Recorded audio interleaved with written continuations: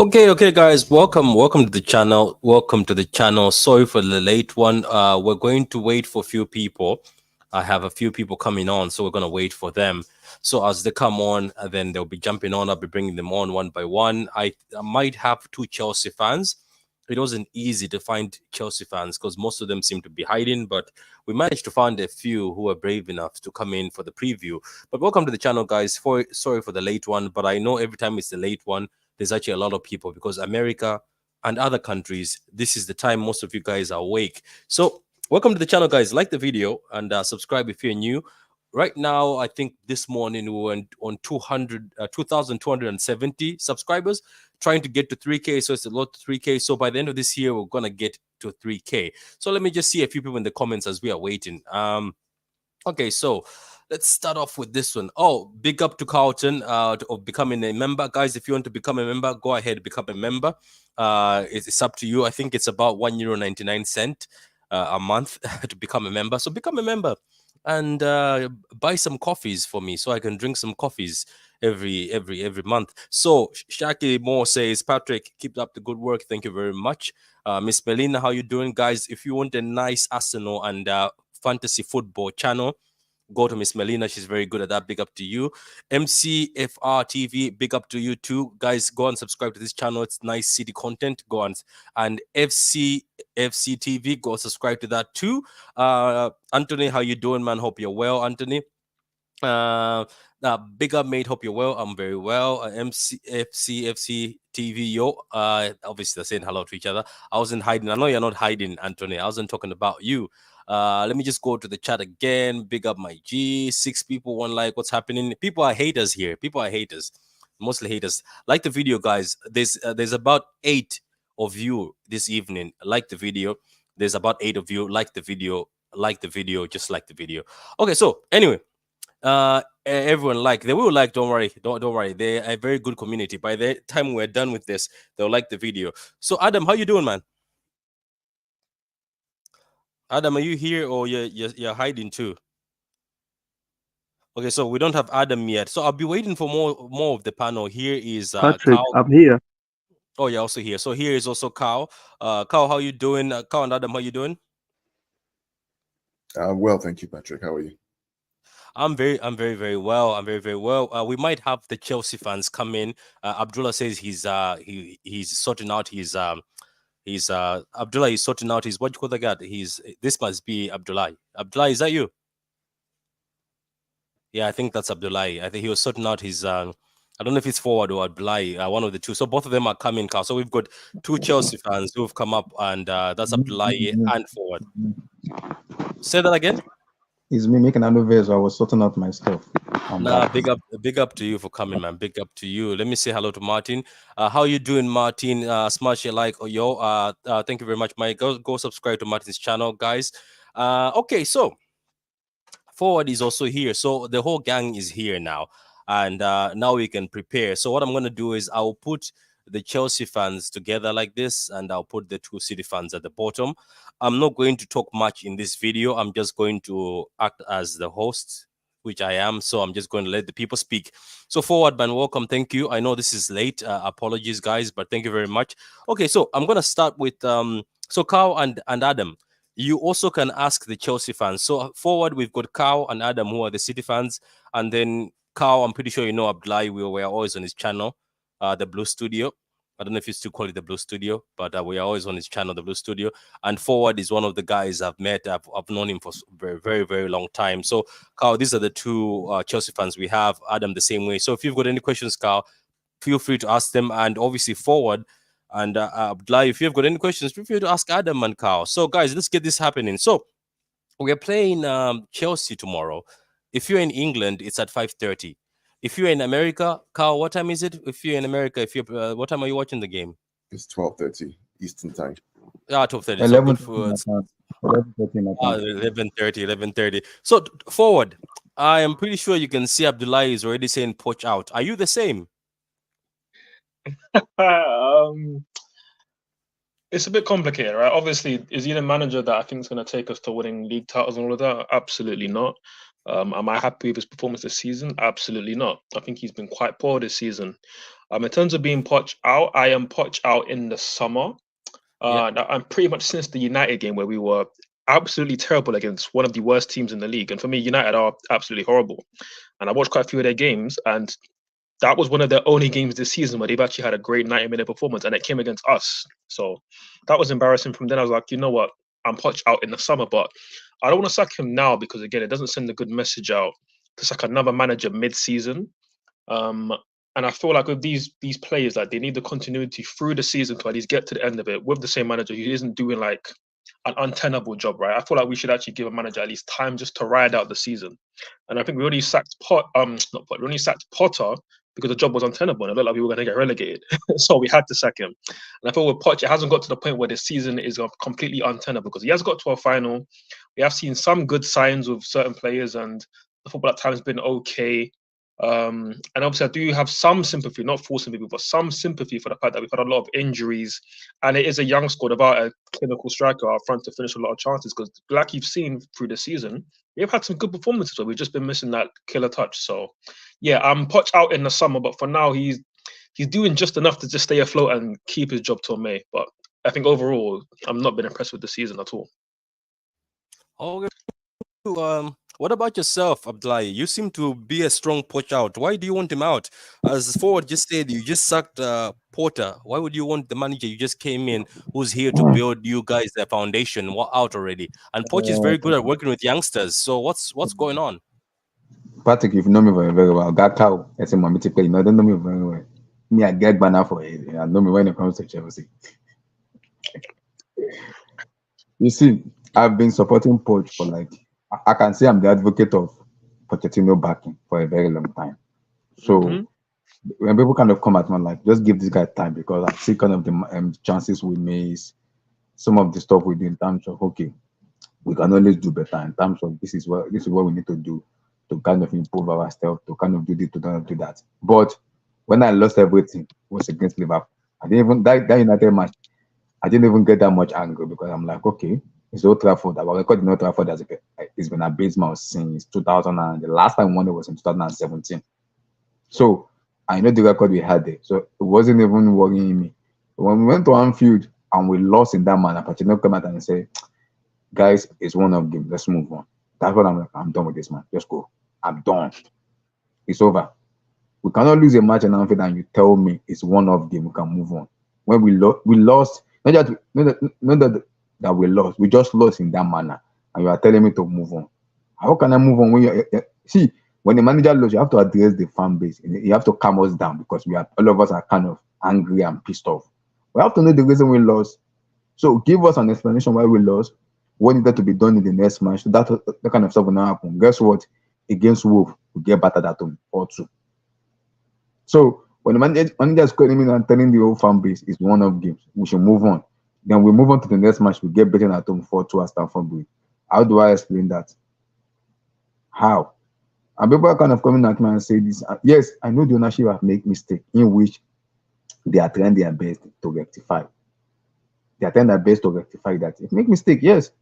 But bringing Pochettino, who for me doesn't even have a winning mentality caliber, worries me a lot, because no matter what Pochettino say for me as a fan base, it won't resonate anything going forward for me, because he doesn't have the charisma as a manager, and his in-game management is poor. For me, it is poor.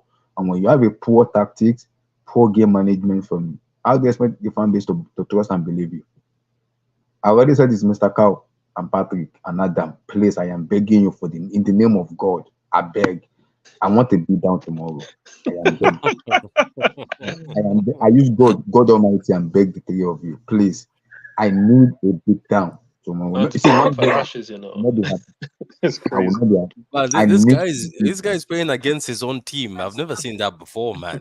So, Cow. As I said, if you guys have any questions to ask on everything, go ahead, speak and ask these guys everything. So I'm gonna ask you guys, City fans. That's Carl, Adam, and Kevin, who's just joined us. So you've just heard Abdullahi says he's got no faith in the manager and he's begging Man City to beat them down so that Pochettino is fired. While Forward says, why should we fire the manager? The manager just came in. So you guys are City fans. How do you take these two statements from the two Chelsea fans, and how do you approach the game tomorrow? I'll start with you, Carl. Or pitch points. I think he might be doing something. Yeah, I think he might be doing something. Yes, there we go. So I think for me, it's quite simple, Patrick. But I posted something in the chat moments ago, but I'm going to try and be more balanced and more civil. Chelsea annoy me. This Chelsea team annoy me. You know why they annoy me? Because they'll play United, who are shit. They'll play Wolves and all these guys who are like 7th to 12th, and they'll play rubbish, right? Get battered 4-2, lose 3-1, all that kind of nonsense. And then they'll come to us and play the World Cup final. They'll go to Arsenal and play rubbish, give Arsenal 3 points, give Liverpool 3 points. They'll come to us and try and play the World Cup final. Show some consistency. right?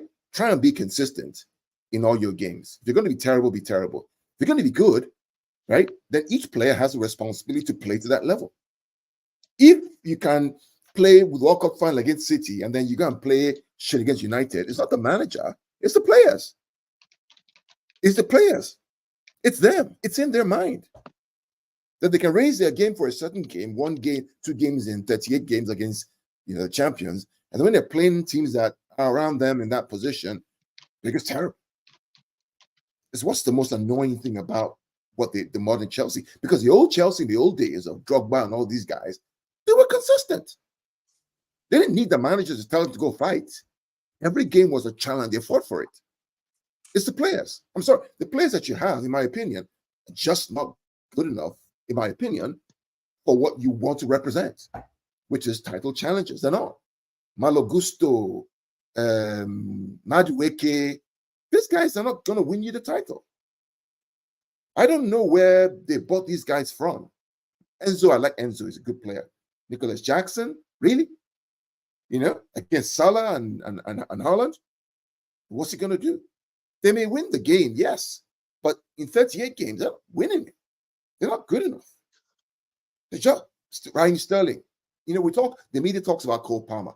Cole Palmer was a guy that couldn't make the bench, couldn't make the first team of City. And now he's a star of Chelsea. That should be a warning sign to everyone. How can that happen? Why is that happen? Why is Palmer, the academy boy, who was, had maybe 5 or 6 games in the first 11 of City, why is he the guy that's leading the line at Chelsea? Chelsea Football Club, double European champions. After us, in fact, in the last 10, 15 years, right, they and us have been the most successful club in England since the Premier Leagues. Let's be clear, not Liverpool, not United, it's Chelsea and City. And Cole Palmer, the guy you got from the academy here, is who's leading the line. You got to think about how you build your team. I mean, seriously. And it's not against the fans. The fans know what they want. The fans are used to success and building great teams that can win and challenge on all fronts. The fans are there. But the ownership, come on. This is kind of where I'm at. Mm-hmm. Yeah, they can be dangerous, fine. But the issue is not the game. The issue is the trend. City loses game tomorrow, the title's not over. It's one blip. It's not over. It's still a long way to go. But the issue is that if Chelsea are going to be serious, right, you really need to look at your recruitment and the structure in place. If they're going to make it out for us tomorrow, it's going to be a tight game, I don't know why. No, it won't be a tight game. It's not going to be a tight game. All this stuff. So where the Etihad? It's not going to be a tight game. It won't be a tight game. It may be 3-1, 2-0. Yeah, but Carl, you've just said it yourself that these man, they will fumble against United. They'll go play games against. Then they'll come to us. Spurs came there with shit players. They still draw 3-3. Yeah, but then you have to think about where we are in the season. With the moment we are in the season, we're not in November, October, or September, where we were trying to figure out formations. You're now in the running. You're late. Patrick, I think it's a different part. Like what Carl's trying to say is that we're in the part of the season where it's very crucial. You're in the running right now. I know, but a lot of people think we're going to beat them like 4-0. No, that's not happening. Nobody's going to beat them 4-0. There's not going to score that much. That's not happening. Let's be, only kids say things like that, right? Yeah. That's not happening. But it's going to be. They have runners. They have good balls. Patrick, are you doing the formation today, or are you gonna? Not really. I'm just doing opposition. We're just gonna talk. Right? I'm looking at both sides. I'm looking at both sides. They're a good team. They have good runners, right? They have good runners who can run the ball. But the problem is that they're so inconsistent in game to game that you don't know who's gonna show up. And if you don't show up, but they play well against Aston Villa. And what's it called? Aston Villa, terrible, my guy. But against Crystal Palace, they were shit, but they still get the win though. Is it Crystal Palace that it's just Sacroy Hodgson? But Kevin, you like to qualify these things, right? Here's the fact of the matter. How many top 6 teams have they beaten? But no top 6 teams. Only Tottenham down to 9 men. That's the only team he's only beaten. Tottenham down to 9 Liverpool and right? And before they could beat Tottenham down to 9 men, right? What had to happen? We literally were all saying, "What are you doing?" To be a red card. No, even that. Change your tactics. They're playing a high line with 9 men. All you have to do is start a little deeper and transition through. That tells you the immaturity of some of the players. Yeah. That's what I'm talking about, right? It's so if City are serious tomorrow and don't faff around with the lineup, don't play Foden wide, right? You play your Foden central with De Bruyne, right? You play as if you want to win the game and don't do this Are you crazy talking about experiments. you talking about your coach? You're I'm talking just about saying Pep. I'm just saying what we need to do. Yeah, Right? Pep is gonna do madness just like the Right? way Just don't do the Everton lineup. You do what we know is the right thing to do, right? You should win the game at home. Should. Pep will goes like, you guys cost this last game. Oh, that was nice. You know what? Let me switch the formation because I'm bored. Let me do the other one so that you guys will stress yourself. Guardiola sometimes I don't know what's wrong with him. But for me, I think what I think about the game, let's just hope that Posh play do stupid formation. You know that guy. He's not going to do stupid formation. He's going to play. What he's going to do, he's going to play in the 4-2-3-1 or 4-3-3 narrow. That's what he's going to do. Right? What he's going to try and do, and mark this tomorrow, he's going to try and play a little higher line. He's not going to pack the bus. Yeah, but he was saying today that they're going to attack us, The idea behind him is going to try to win the ball a little higher the field and transition towards goal. That's what he's going to try and do, which is good. Which means that Guardiola cannot experiment with some foolish formation. You just can't do it. Playing Foden out wide as a right wing / wing back. So what you need in that game is creativity. Wait a minute, Carl. Let me ask the Chelsea fans. Let me ask this. I'll start with forward. You've heard what Kawa said, that first of all, you guys seem to show up against City and then you go play nonsense against United and let United slap you.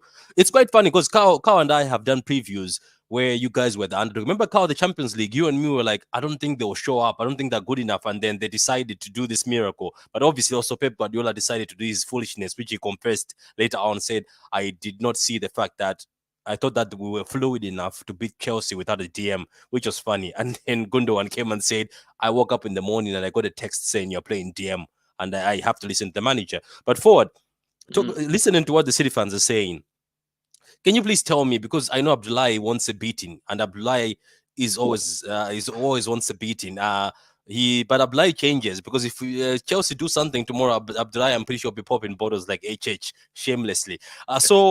Forward. Do you see anywhere in any shape or form where after Adam has said this is where City becomes serious, Carl says this is where City becomes serious, Kevin says he thinks you guys will cause trouble. Do you see in any shape or form where you come to the Etihad and get 3 points?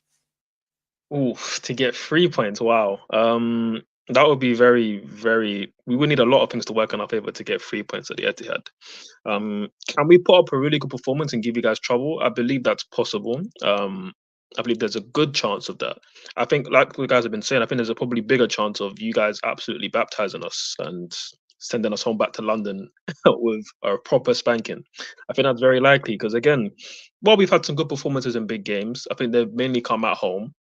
Again, obviously, the likes of yourself, Liverpool and Arsenal, all the top 3 title challenges, we had very good draws and we had very good performances and draws in those games. But away from home, against tough teams, especially teams that are in form, no, we've not only lost games, but we've lost them badly. Like against Man United, we got outplayed.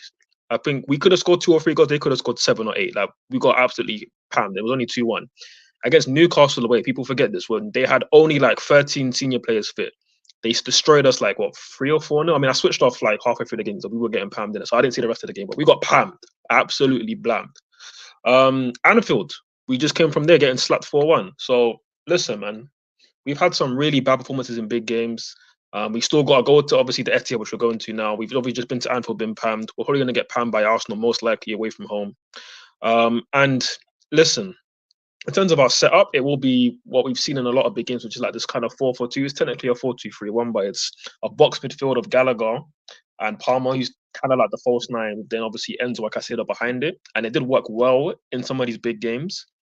But obviously, that comes down to if the players actually apply themselves properly, if Poch has the right tactics, because you can be quite open with how we play. And obviously, we're open against City and it doesn't work, and we're off the press by a little bit. we're gonna get destroyed. Because what we did at Stamford Bridge is we were on the press. Gallagher was on Rodri and had a lot of success, and we were able to be in that game. And we did concede 4, but we also had enough chances to score 4. So that's where it's gonna be obviously tricky in that aspect of the game. But even if we're on our A game and we give you guys a great game and we actually come to take points over you lot, because this is obviously our dress rehearsal for the cup final against Liverpool next week. So we need to put in a good performance here. But even on our best day, this is one of the toughest assignments.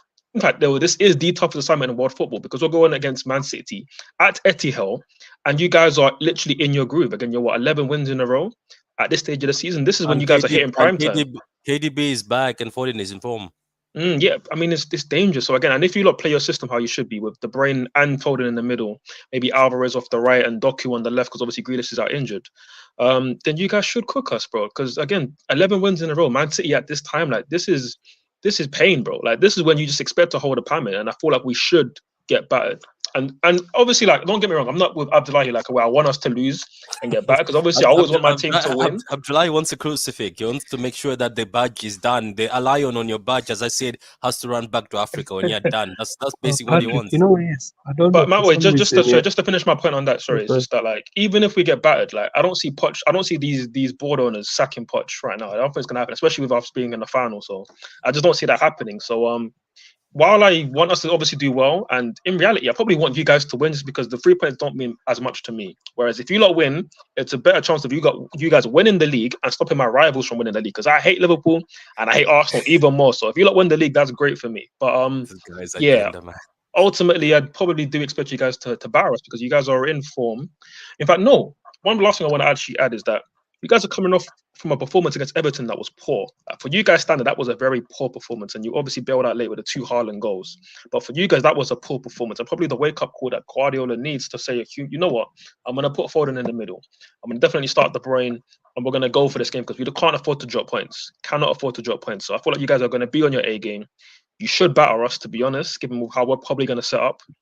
And yeah, I think that's probably what's going to happen. But you never know in the Premier League. You never do know. Chelsea could turn up and it could be a surprise. But I'm expecting City to be on their A game and batter us. You never know. So Adam, what were you about to say? No, I was saying I've been thinking about this game, and for some reason, in my mind, 2-0 keeps popping up. 2-0 to City, and KDB getting a goal, and Foden scoring one, or even Haaland for some reason. I don't know. I saw something about that. The reason why Chelsea will probably not sack Poch is due to do something with FFP, because if they do, it's going to cost them a lot of money to sack him. I could be wrong. That's what I saw. I don't believe that, but okay, you could go ahead. I don't believe that, because the Chelsea ownership are very educated. They understand this FFP stuff. But for me, I don't believe that, but it's okay. AB says Copa must go in the winner tomorrow. Sami Sosa says CFC needs to get slapped. I need 5, 6, 7, 0. Do not draw to them. Veta says great show. Will join shortly. He's just joined. Welcome, Veta. Hi Mail says evening, people. Anthony says it's pretty easy. It's a City win. There is nothing more to it. Anthony, come on, Chelsea fan, have some heart. Annie says shout out to the panel. So Abdullahi, I'm actually surprised. Normally Anthony is the positive one, but today he's acting negative. A lot of people that knows me very well knows me very like that. It makes me laugh, because when you see, there is a way you can lose matches, and we fan base will understand that. Okay, it happens. It's beaten. It happens. They can just move on. But when you lose matches and the manager has in the helm as your manager, does not even instill confidence in you as a fan base, then how do I explain myself as a fan supporting that manager? It's going to be difficult for me to do, because the manager himself is not helping himself. So for me, like I already said already, the ownership are banking their heart on the Carabao Cup final. Okay, against Liverpool, that one, me, I'm not sure on that one. Me, as a fan base, I'm not sure. Because in as much as Liverpool have Sabatla injured, Alexander Arnold injured, Alisson Becker injured, I'm still not sure of the final, because I don't know which Chelsea will turn up in that final. I don't know. That's why I want you guys to beat us tomorrow. Bixby voice privacy content. And Abdullah, I think this is where, My bad. and he Bixby we voice talk, privacy content. he has something in the background. And Abdullah, this is kind of where you and I talk a lot, right? We've been talking for years about football, not just City or Chelsea, but football in general. We were on the show, Patrick, when the whole crisis with the former owner came about. We predicted everything down to the last T with all the analysis, all the stuff that all these ITK journalists are writing right now. We talked about it, a year and a half ago. We talked about Enzo. We talked about Alvarez. We all talked about that, right? So we have things that are in common. What frustrates me, I think, what frustrates Abdullahi and some Chelsea fans, like, what's my friend's beginning? That guy, the guy on Blue Studio that I really like, Abdullahi, what's his name? My friend, not Blue Eyes, the other one. Emmy. What? Emmy, yes, Emmy, my very good friend, right? What frustrates him and even me is the fact that you guys just need to be consistent. Just be consistent. I think we should be, like, for the level of the club that we are, we should be. But again, we've hired all these kids with so much inexperience. And what you guys know, especially as City fans, is consistency comes with the experienced players, the experienced vets who know their roles and know how to perform them at a high level. Our players have the ability to perform occasionally, but to do it consistently in a team, especially with a system that isn't being coached that great by the manager, you're not going to find that consistency right now. Yeah, I know the argument it takes time. I do agree, yes, it takes time. But Tottenham have been there for, the guys been there for half a year now? And they're challenging up there, right? Why? No, it's true. It's true. I think they have more experienced players, but there's also no excuse for us to be 11th, right? Like, we should maybe be like, let's say 6th or 7th, and it still wouldn't be good enough, but it'd be acceptable. Obviously, 11th isn't acceptable. Like, we can all agree on that. And that's why for me, I'm punch out in the summer. Yeah, that's a frustration for me as a City fan, because you don't know what to expect, So do you, how do you play against them? Are they going to play up to the level? Are they going to? This is kind of the issue. Burnley. We know Burnley. We know what Burnley is going to do. We're not Sean Dyche going to do Everton. We all know. Just don't know what these Carl, for me, I can see them doing. Potentially, they'll probably do a similar thing to what they did the game that they played us. That game, we're foolish, man. We're foolish in that game. Made stupid mistakes. I've never seen you lot play that so bad and make so many mistakes, honestly. Yeah, we did. And Walker got cooked by Raheem. Oh my God, he got cooked. Because that game really annoyed me. And like what me and Carl, we always say to each other, like whenever we talk to each other, we always say, listen, whenever City lose the game, has been due to individual errors. Adam, can I ask you? Are you streaming from a plastic bag? Because you sound like you're in a plastic bag or something. No, I have a blocked nose. I've been a bit sick. That's why. I was wondering. No, I thought you were streaming from a plastic bag. Get well soon, man. Get well soon. Yeah. I was about to call the Popo. This guy is streaming from a plastic bag. Anyway, let's welcome Veta. Veta, how you doing, man? Are you listening to what Adam is saying, that maybe Chelsea will play the same way like they did against us in the last game? So, but anyway, let me welcome you to the channel. And guys, follow Veta, subscribe to his channel, subscribe to Abdullah's channel. I'll let all these guys shout out at the end. Pitch Points, subscribe to Pitch Points.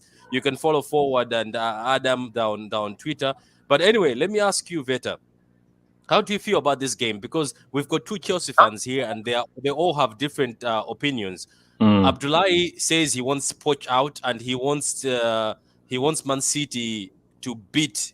He said he wants Man City to sacrifice his own team tomorrow to make sure that Pochettino leaves. Forward says he's very positive. There's no point of changing the manager, and he's hopeful that maybe the team will turn up. Carl said that. He hates the fact that sometimes Chelsea pick who they show up against. He wants them to be consistent, but he's also criticizing them for being rubbish most of the time. Adam, as you see, he thinks the team Chelsea might end up using the same tactics like last time. So what are your thoughts on the game yourself, and what have you been thinking of Pochettino so far as a manager before we go to Pep Guardiola, who was also doing some foolishness at the beginning of the season? Well, I got a series of things. I mean, long overdue. Thanks for having me on the show. Blessings to you, continued speedy recovery. And listen, if you guys haven't subscribed, do it right now and hit that like button. All right. The road to 3K. I must say this because I've been listening, and I know I'm overdue to get the CIA back, but let me hit you with a intelligent agenda that I have. I want Poch to go, but I don't want him to leave the Prem. I want these Chelsea fans to want him out, beg him out, and then have him end up at Crystal Palace or West Ham. I don't think he's a terrible manager. I think he's got to deal with like very unusual circumstances with so much youth at Chelsea and the pressure of they are Chelsea. Here's the standards that we play at. But this new ownership and the influx of young talent, it's just, I don't know which manager could get rhyme or reason from it. But from an agenda standpoint, I would love Poch to be let go because I think that does weaken Chelsea. And I'd like him to stay in the Prem at Crystal Palace or West Ham because I love the turf wars that happen within London. But this game in particular, we're going to get Chelsea's best. We're going to get Chelsea's best for one main reason, and it's right behind me. They're coming after us because of what we've won, how we've been, and we get everyone's best shot. Doesn't matter who we're playing. We get their best game against us, and we got Chelsea's best game at the time against us at the Bridge, that 4-4. The form that we're in, I'm still confident in what we do, but they do have some dangerous weapons over there. And if it happens to be players that just want to show up and have, you know, the spotlight on them because again they're playing against the European and English champions, it's what we got to deal with. But our players are up for it. Every man, every phase, whether it's in defense, in midfield, or attack, we should be winning this game. And I think we should be winning it pretty comfortably, knowing the importance of keeping pace with the threats that Arsenal and Liverpool are. But yeah, a sacrifice, I don't even think Pep would go out and do that. The fixtures are so congested. I think Pep, if it was clear these guys aren't on it for today and we're going to leave here with like a 2-3-0, I don't think he goes on and tries to cut the jugular. I think he's like, we'll take our 3 points and we'll move. I'll get some rotation on these players and move on because we just played Champions League. We've got a lot of games that are going to be on these players' legs. So, nah, sacrifice. I don't think we're doing that to them this game. Yeah, but you know, also this is the Etihad, and Pep always wants entertainment. So FCB, happy birthday to you. Says City fans, it's my birthday, guys. Need you guys to beat Chelsea for me. I need a fight piece. What's with the Bayern fans, the other fans from other clubs? What's with this hate towards Chelsea? What has Chelsea done to you guys? Most people are saying they want Chelsea to be sacrificed. City need to do better. I can answer that. At least defensively. Go ahead. Why is there hate? Why is there hate for Patrick, Chelsea? you don't remember when Chelsea knocked out Bayern Munich out of the Champions League? As Say a that- Chelsea okay, fan, Abdullah. it's not, me, I said you don't Me remember when wanting to Chelsea sacrifice knocked out is Bayern Munich? No. Me wanting a sacrifice is very, very simple. I just want him out of my club. Very simple. Because if we win tomorrow, it's gonna be Poch turn it around. I don't want him to turn one stupid corner. Just get him out of my club. Patrick, you know, I can imagine every goal that City Club. scored tomorrow. I can imagine Abdullah just in front of his TV, celebrating every I'll be City so goal. Oh my! I can't wait. Please, that's why I'm begging you guys. I need a sacrifice tomorrow. 1-0, I will not be happy. I need like 4-5 because people call me stupid. Thiago Silva has been our best defender and he's injured. That's the guy that has been saving us. Abdullah, you're shameless. You're the most shameless individual I've ever met in my life. But we've been knowing this though. We've been knowing this. By Cowell and Disasi tomorrow against Haaland and KDB. I'm not joking. That's a sacrifice. I'm not joking. That's a sacrifice. Carl, did you hear that? So Thiago Silva is out. He's out He picked up tomorrow. a knocks against Palace. Patrick. So it's gonna be Yeah. that kid Lewis, and then I don't know who they decide to play. I'm telling you, I need you to sacrifice because you see that Disasi and Cowell, I don't trust them as a partnership. I do not. Both of them have bozo moment in them.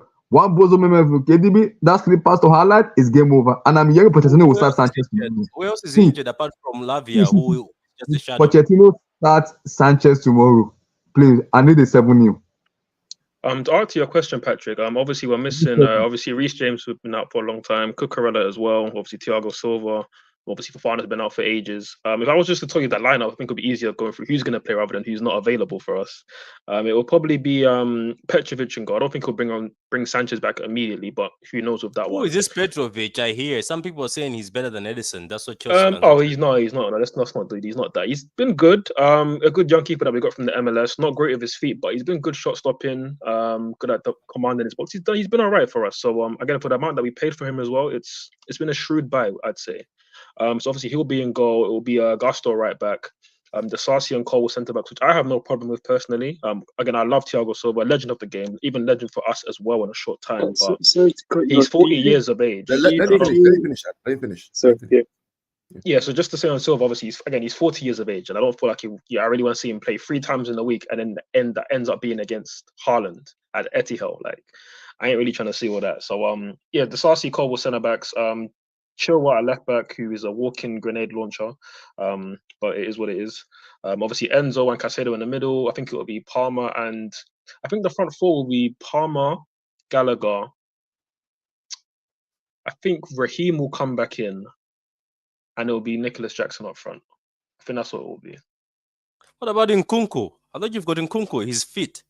We do have him, but Poch is using him sparingly, and this is where obviously the brother that's on screen, who I agreed with a lot of his points that he made. But one thing he said about obviously Poch, being a good coach, which I do agree. I think he is a good coach, and for sure this is a difficult job to come into with all the mitigating circumstances. Again, a relatively naive board, young players, all these things, right?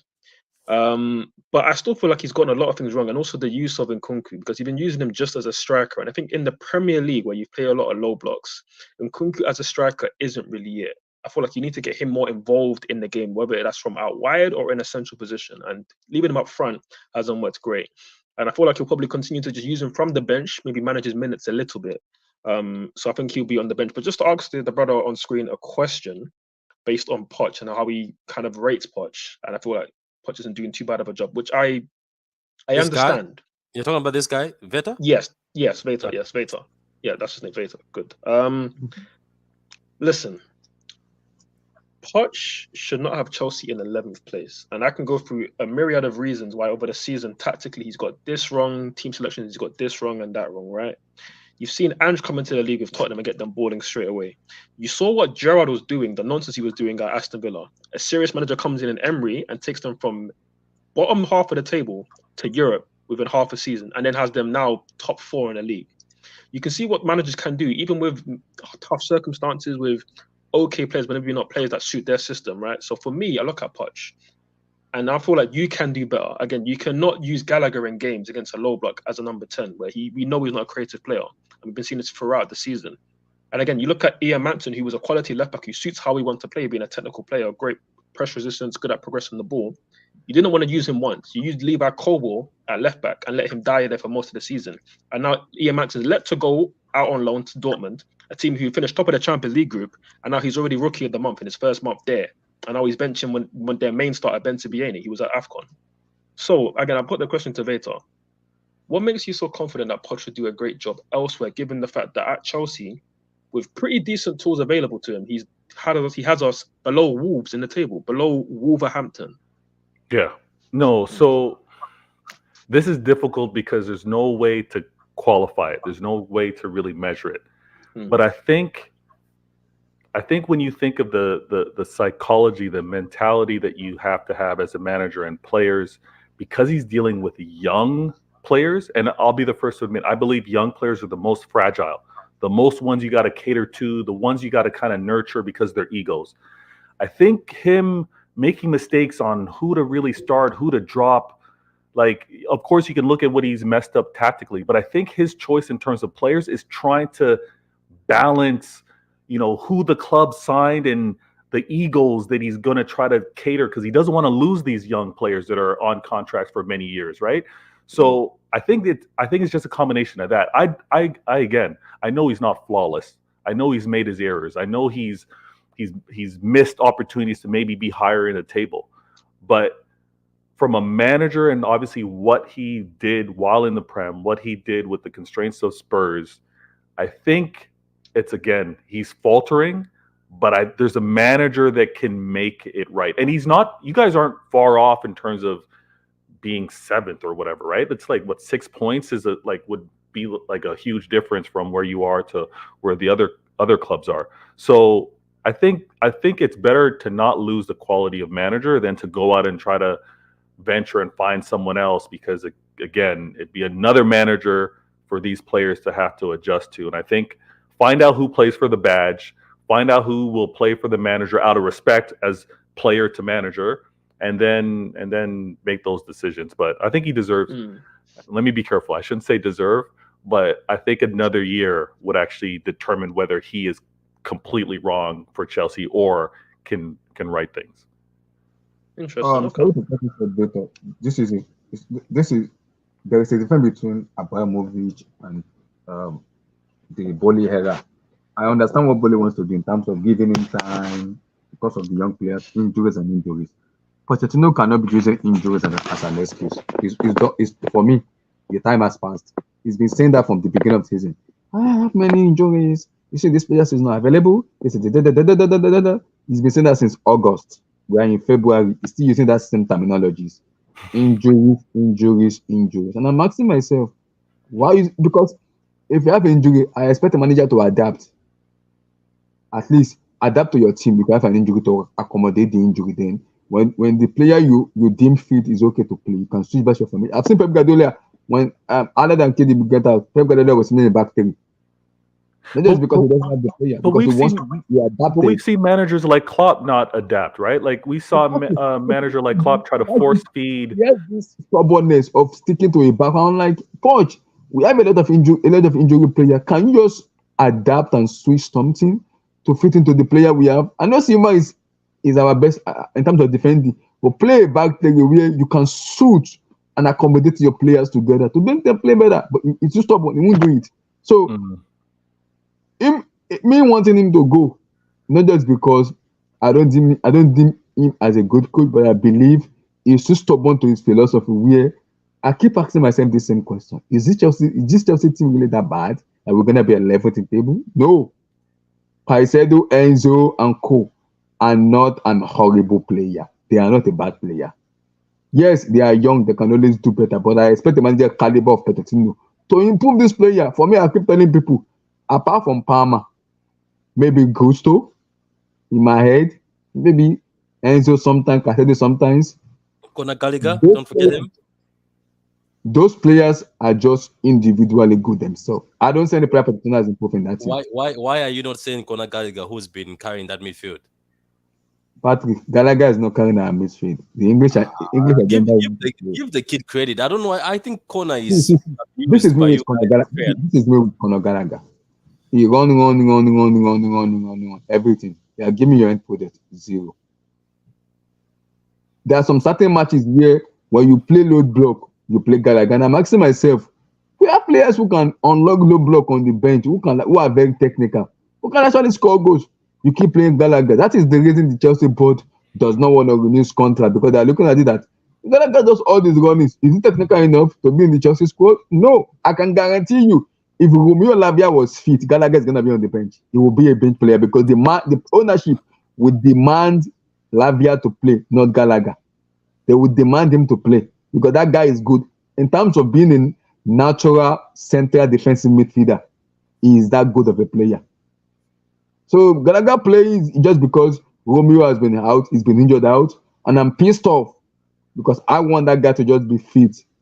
Just stay fit. So that Gallagher can remain on the bench. But with Poch, he has this fetish with some loyalty player, which might cost him his job. You're fine up there. So Carl, you've been quiet for a while. So Carl, let me go to the City side, sir, because we've heard enough of Abdullahi's hate for Poch. It was Potter out, now it's Poch out. What about yourself, Carl? What do you want from Pep Guardiola? Because Carl, you know yourself. I know that Jack Grealish is injured. Jack Grealish was doing very well in the last match. I'm not gonna be a hater. I'm not a Jack Grealish hater, as people know that. I just appreciate the brother, but I just want the brother to do better. Jack Grealish is out. Bernardo Silva apparently has been assessed this evening, but rumors are he's fit and training, but they're hiding. Who else is out? I don't think apart from Jack Grealish, I don't know who else is out, because Sergio Gomez, the hero, Gomez is back. Sergio Gomez probably is gonna dunk on Chelsea. So it's a full squad, but you know yourself, Carl. And Carl, as much as you say this is the business end, we have Pep Guardiola, who sometimes wakes up in the morning, looks at the bench and says, today, Akanji, you're going to play striker. So what do you want from tomorrow, from Pep Guardiola, and what do you want from the players? I think City fans, and Patrick, Adam, Kelvin here, will bear it. Once we see the lineup, we know what we're getting. We just know. I think we're so used to. I mean, we watch these guys. What in a year? Probably 100 plus games in a year. What's that? 10,000 minutes or so. You watch them, right? When you watch something for thousands of minutes, you get a sense of what you expect. You know the players, you know the chemistry, you know what to expect. My hope is that when we see the lineup tomorrow, just like we did for Copenhagen, we all knew, these guys are going to cook today because the lineup is good, right? Even with Jack involved in that game against Copenhagen, we knew what to expect. It was fluid. They knew where to be, understood where to position. It was clear.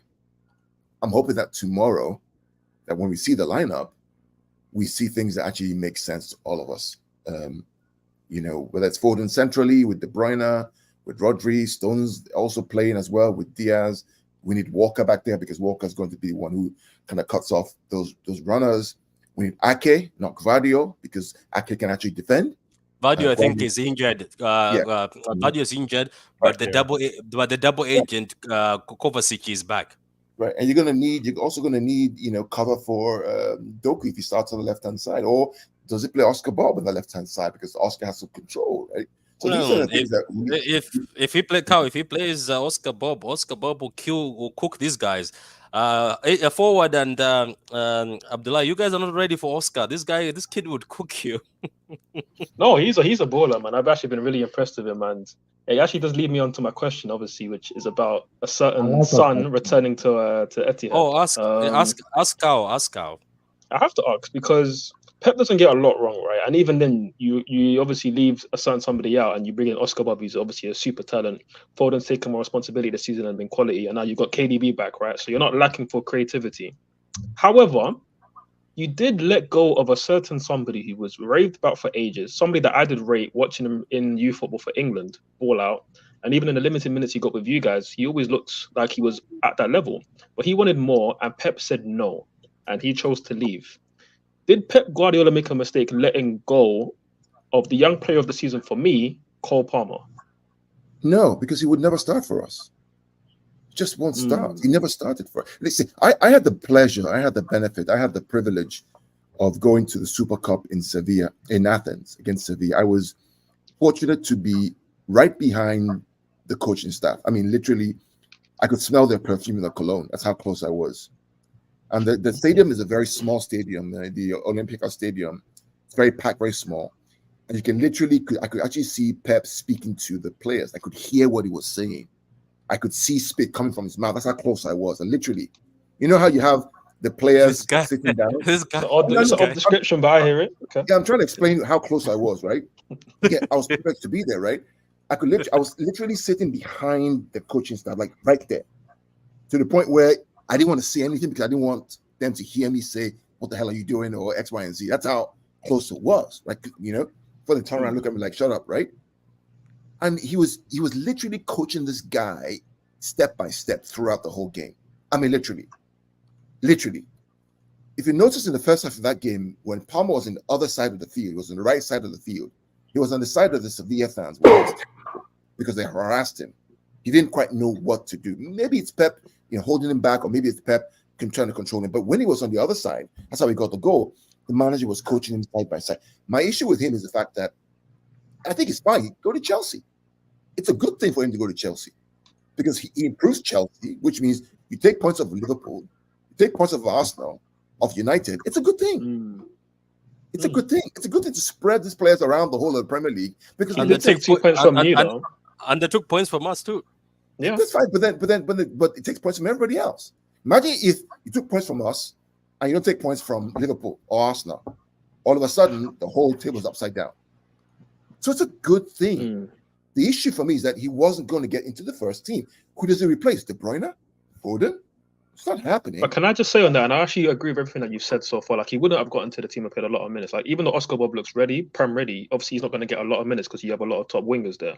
However, we saw the same situation with Foden 2, 3, 4 years ago, where he wasn't getting a lot of minutes, and everybody said that, oh, this guy's ready, he can play. He's not Foden level. It's a problem. He's not.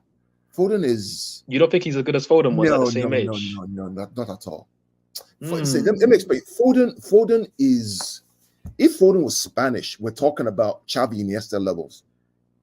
This kid is something else. He is the epitome of everything the academy has been building. And I say that because I'm fortunate again to be one of the city coaches in the USA where they teach us, we help U8, U10, U12 kids, and we'll talk about this tomorrow, right? And we have the 13-week program where they give us to these kids, and the curriculum and what they're teaching these kids here. Foden is encapsulation of everything, the whole thing. The close control, the intelligence, the moving on and off the ball, the directness, the dribbling 1v1, the positional play awareness, all those things are everything the whole program is built on. Palmer is good, but Foden is at a different level. And this argument with Saka, it's not even a debate, mate. No, it isn't. It's not a debate. Now, Palmer, in my opinion, I think Palmer has more to offer than Saka does, right? Because Palmer can play that number 10 role. He can play the false 9. He can play left. He can play right. He can play those positions well. He's very, very, very good. Right? He even played as a number 8. Remember in the FA Cup, Pep put him as a number 8. Would he be the Foden level? I don't think he is, but he's an excellent addition to the Chelsea squad. So I'm not beefing him on that, right? My beef is with the media, right? Who are piling expectations on this kid. Let the boy just grow and learn and enjoy his football with Chelsea Football Club. That is why all this pressure the media has, and he himself should just zip it up and just say, I'm happy at Chelsea Football Club. I want to support the team. Don't go to the media and start yapping off. I want to go back to the airtime, do X, Y, and Z. What if it doesn't happen? What happens then? Grow, just enjoy your football. You're young. That's right? I mean, I hope we're having an open discussion about that's why I said I am pissed off with Pochettino with the way he's handling the team, because if a manager like Jose was our manager, you're not gonna see a player come into the press and be speaking, because Jose will not like Jose will tell the players, hello, we have a big match on Saturday and you're doing this bullshit. What the heck is going on? Yeah. Who's that interview where he was saying he wants to show that they made a mistake? Who was he talking to? Was he talking to BBC? He was talking to Ferdinand about AS Roma. Okay. Yeah, because I just think because what Mr. Cow says right now makes me happy, because Pochettino do money. Let me just wrap my point. And just the last point I want to make is that you cannot hold a talent like Palmer back sitting on the bench. He has to go play. And the reason I have a son who loves this game. He is obsessed with it. And he's also a baller. 7-year-old kid who's talking about 4-3-3, 4-2-3-1 systems, formations, inside, playing wide, playing inside, playing all these things, learning from the academy, right? If my son was Palmer, I don't want to sit him on the bench. I know De Bruyne is there. I know Alvarez is there and Haaland is there. Let him go to another club, a top club, and go play. It's a good thing. We should celebrate Pep for allowing him to go. Yeah, because it was Pep's decision to say that we're not going to loan you. It's either you stay or you're sold. Exactly. So, it's a good thing. It's a good thing for him to go and play. Either you stay with us or you go and play. We should appreciate. England should be happy that this manager is allowing these guys to go do that.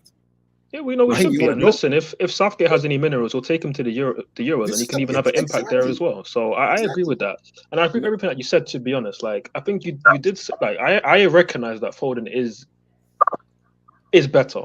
I'm not gonna say levels above, but I would say he is better. Even at the same age, I think he still offered more, right? But you said that somebody of Palmer's ability shouldn't be held back and he should be allowed to play. And to be fair, I hear that, but you did obviously do the same thing with Foden. I'm not going to say Pep did it wrong by holding back Foden, because obviously he's here now, I think, at the age of 24, and he's one of the best players in... Yeah, Foden's just different. He's just different player. Foden... Well, let me see what I think, but I just think that, again, you can say Foden's better, which you know what, I'm not going to disagree with. I think Foden, at the same age, had a lot to offer. Obviously, we just didn't see enough of it, like we're seeing with Palmer. Palmer's playing week in, week out. Foden's sort of embedded in slowly, right? But I think the major difference I just think the major difference for me is that Palmer, I'm not saying that he's more of a winning or he has a better mentality than Foden. I'm not saying that at all. I think he's a bit more of like a free spirit and like he's a bit more like, I think he maybe has a bit more, not confidence, but maybe more arrogance to say that, you know what, I don't want to wait around. I want to go. And I think with Pep, when it came to Foden, he was happy to make him wait and say, listen, there's Bernardo Silva here. There's obviously maybe even David Silva at the time, De Bruyne, all these guys. So you have to wait. I'm not going to let you even think about leaving. Whereas with Palmer, I feel like now because of the players that you have now, maybe Pep's like, you know what, well, afford to let you go. Also because there's an Oscar Bob who can take your spot. And he can also offer us those, he'll be more appreciative of the minutes and offer something. There's another angle to this too, and I want to drop this for City fans here, is that when you think about the evolution of the squad over time, they're going to build this team around Foden in the future. They will build the team around Phil Foden. They will, right? And so the question is, are they going to build it around Palmer or Foden? And that's why I'm saying it's a good thing for him to have left to go to Chelsea, because now he can express himself, do what he wants to do, grow at his own as well. That's a great point, because you know what, they never would have built it around Palmer, because Palmer still would have been there when Foden's entering his prime, if not in his prime. So you know, I hear that completely. I hear that. Exactly. And these are the big debates, unfortunately, that the media don't want us to have as football fans. Rivals don't want us to have football. We're having an intelligent discussion about why did the guy have to leave? Why is it beneficial? We're coming to the same conclusion. It's a good thing. It's a good thing for the kid. It's a good thing for City. It's a good thing for Chelsea. And it's a good thing, Vita, for England. Yeah. Because what I wanted to say is what you said 100% right about that. And I was like, with Cole with Palmer for me, it's been breath of fresh air, even him being a Chelsea player, because for me, he's the only one in that team who has brain. When it comes to actual brain, when you are a baller, you are a baller. That's how I usually analyze players. He has brain. Sometimes he might be a little bit misses his chances, but I still trust him more in our team than the other players we have right now. So, in terms of Cole for me, that's why I'm angry with Poch, because Poch does more interview rather than doing more tactics on the training page, putting players into position. But he can go into the camera and speak about this, speak about that. But what you are speaking about, can you translate it to the pitch and let us play football? No. But when it comes to interview, you can do 72 interviews a day. Talking football. Can you put it on the pitch? Is a no. Same thing with Palmer, to which kind of annoyed me, because I believe for me, a better manager who understands the game, who is experienced enough, will not let players go out of go into social media and be saying, I can't wait to face this. Pep, see, if someone like Foden or Alan is talking about, Pep will be angry with those players, because he will tell them, why are you doing an interview? I'm the manager. Let me handle the press. I don't want you to do interview. Just shut your mouth. Let me be the one facing the camera. I know what to say. I know what to do to get into their head. Just shut your mouth. That is what we need in Chelsea. Someone that can tell these young players, why are you doing interview for? It's my job to do interview. Let me go and face the press. Let me face those press. When I face them, I know what to say about what I need to say to them. But when you're having a manager who does interview 7 days a week, talking about football, but when it's time for him to actually put it on the pitch, it's zero. So I don't believe Palmer coming to interview and say, I want to do this in FPL. That's why I said a beat down is important for me tomorrow, because it will make me as a Chelsea fan base, it will make me happy. Not that I'm reaching my club bad. I just want to beat down, because I know the ownership will not sack him, because they have this fetish of the Carabao Cup final against Liverpool. And I keep telling people, you can't be putting your mind on the final, where for me, I'm not even sure what Chelsea will turn up. I know final is a winner. Let me tell you why. Let me tell you why the owners want that Carabao Cup final. You know why? Because you win the Carabao Cup final, I believe you go into Europa League. No, we got Conference League. Is it Conference League? Yeah, Cup is Europa League. I think it's Europa. Yeah, do you want to pass the mic to Mr. Veta? I think his glasses are getting foggy. Wait, yeah, go ahead, Mr. Veta. So I hope you haven't forgotten. I hope you haven't forgotten what you're about to say. No, I haven't forgotten. I've gained a couple extra grays while waiting, but I haven't forgotten. Listen. Sorry, Vita. Sorry. No, it's all good. I'm here for the combo. The going back to the whole Cole Palmer and whether Pep made a mistake letting him go. Listen, from a club standpoint, we wanted the talent. We want the talent of Cole Palmer. From a player standpoint, he didn't want to wait. So Pep has said it many times in press conferences. If you don't want to be here, if your head's turned, we'll see you. I wish you all the best. You move on because you don't want that type of mentality of a player half in, half out in your club. But I would say this, and it's difficult when you're maybe the manager or agent of a player or the player themselves about delayed gratification, right? Maybe having to put in the work now and you don't get rewarded later. So for Palmer in particular, and we've all seen this, whether you're a rival or a City fan, a player like Gunnigan said, I thought I knew football.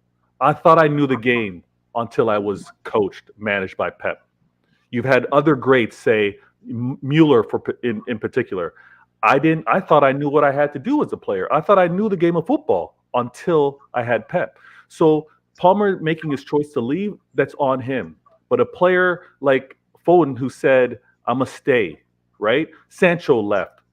Palmer's left. But a player like Foden saying, I'm choosing to stay, there's a delayed gratification, which may not be the easy route in terms of I'm the man. I'm looking around and I'm getting all the minutes I want. I don't have to worry about another player taking my spot. I honestly believe that's a big reason why Declan Rice didn't come to City. Because no matter how great you are, and we've got some great players, you're still going to be on a rotation. There's no guaranteed spot for you. He has that at Arsenal. He would never have that here at City. And Palmer would never have a guaranteed spot on whichever wing it would be here at City. So I think he made the choice on, you know what? I'm going to get those minutes. I'm going to put up those stats that I want. I'm going to go. Players here at City you got to battle it out. Every day you got to prove yourself for Pep to choose you to be part of that 11. And I think Palmer made the choice that made sense for him. As a player, though, I think there's had he stayed here, had he developed, had he just endured and seen what's happened, because I think he would have had strong claims, maybe with minimal challenge between him and Bernardo Silva on that right-hand wing. I think there would have been a lot of interplay that Pep would have done between those two players, but he chose to leave, so off to him. Pep's actually given that right-hand side to Foden and Bernardo. And we know that Pep would actually prefer to have those two centrally. So Palmer may have shot himself in the foot in a sense of if he wanted to be here at City and gotten that wing play, he would have had it. But I don't think there's a slight to either player from a mentality standpoint or maybe ego. I think there's just one that wanted it in a different way. One wanted to get it now, and one wanted it but would put in a little more time before getting it. Between the players. Oh, cool. That's cool. So, guys, like the vid. There's a lot of you like the vid. I'm liking the banter between Don't Smoke. I think Forward was saying Palmer is good at through balls, and Don't Smoke says through balls to where. I just put it in the chat. But I don't know if he's trolling or whatnot. But like, are we gonna really tax Palmer because he's playing through balls to Nicholas Jackson and Broyo? Like, Foden's got Haaland in front of him. Like, it's no comparison. I don't know. You know, Don't Smoke Forward. You know, Don't Smoke. Don't Smoke always brings the smoke. Palmer is creative. Does great on and off the ball. His movement is great. It's good. It's good. It's just the debate around. It's a good thing that he left. What's he going to do? Stay on the bench for how long? For what? He's got to go play. I know, of course. And he probably wasn't promised, like you said earlier. He wasn't promised that this is going to be your team in a few years. Yeah, Foden was promised, I'm sure. So it's different. You think about Jack Grealish for the past couple of games, he's been benched, right? Because Pep said his training wasn't good enough. That's Grealish on $1 million on the bench. There's a question here. I don't get it though. It says, how long do you think Silva will play? Palmer was his replacement. He's British boy, which helps you keep another foreign player. I don't really think Palmer was a replacement. Palmer was given, I think Pep said that when Mahrez left and Palmer was pushing to leave, Pep looked at him and said, do you know Riyad Mahrez has left? You will get more minutes. But Palmer, I think, was like, nah, I don't buy it. One of those things where you're like, I've been here. I don't think that's going to happen. But at the end of the day, as Kawa and everybody, so we move on from this Palmer thing, because big up to Palmer. I always rated him. Obviously, he disappointed me. The other guy who I was hurt by was Lavia, but Kao, as always, warned me that be careful. There's rumors around that Palmer, the only issue they had with him is he gets injured a lot. And look at this. Behold, he hasn't even played. He looks like he's an AI or some... Oh, Lavia. Yeah, Lavia. He's an AI or some figment of our imagination. But anyway, guys, me, man. Let me go back to the game. I'm going to go back to Forward and Abdullah, then I'll go to the City guys. So... let's just close this up. We've already mentioned, obviously, by talking about Palmer, we know that that's going to be the danger man.